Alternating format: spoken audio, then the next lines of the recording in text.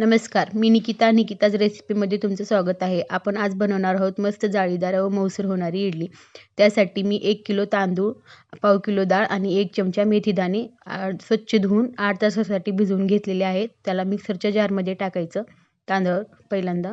नंतर त्याच्यामध्ये थोडंसं तेच त्या भिजवलेलं तांदळाचं पाणी त्याच्यामध्ये टाकून मस्त छान अशी पेस्ट करून घ्यायची. नंतर डाळ पण तशीच त्याच प्रकारे मिक्सरच्या जारमध्ये टाकायची. त्याच्यामध्ये पण थोडंसं पाणी टाकून अशा प्रकारे काढून घ्यायची. नंतर 100 ग्राम पोहे घेतलेत मी इथं. त्याला पण स्वच्छ धुवून तांदळाचं पाणी टाकून मस्त बारीक पेस्ट करून घ्यायची आणि अशा प्रकारे त्याला छान असं मिक्स करून घ्यायचं.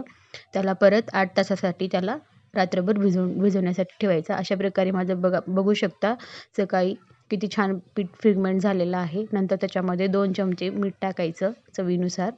छान असं त्याला मिक्स करून घ्यायचं. मिक्स झाल्यानंतर लगेच इकडं इडलीचं पात्र घ्यायचं. त्याच्यामध्ये लिंबू टाकायचं आणि पाणी टाकायचं. लिंबू आणि पाण्यामुळं लिंबू टाकल्यामुळं ते इडलीचं पात्र जास्त काळं नाही होणार आणि मस्त इडलीच्या साच्याला तेल लावून त्याच्यामध्ये पीठ टाकून घ्यायचं इडलीचं.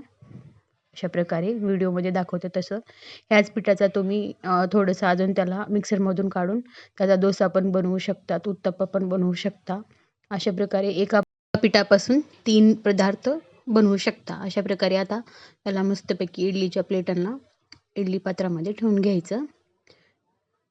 बघू नंतर तसेच मी 4 पण पात्र पटकन भरून घेतलेले आहेत आणि त्याला 15 मिनिटासाठी इडली पात्राला स्टीम करण्यासाठी ठेवून द्यायचं.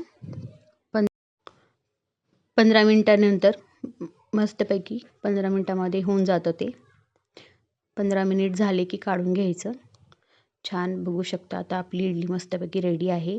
त्याला थोडंसं थंड झालं की असं चमच्याला थोडंसं तेल लावून काढून घ्यायचं. अशा प्रकारे बघू शकता किती छान जाळी तयार झालेली आहे आणि किती सॉफ्ट झालेली आहे इडली आपली. बघू शकता छान माझी इडली रेडी आहे. या इडली खायला. व्हिडिओ आवडल्यास लाईक, फॉलो, सबस्क्राईब करायला विसरू नका. बाय.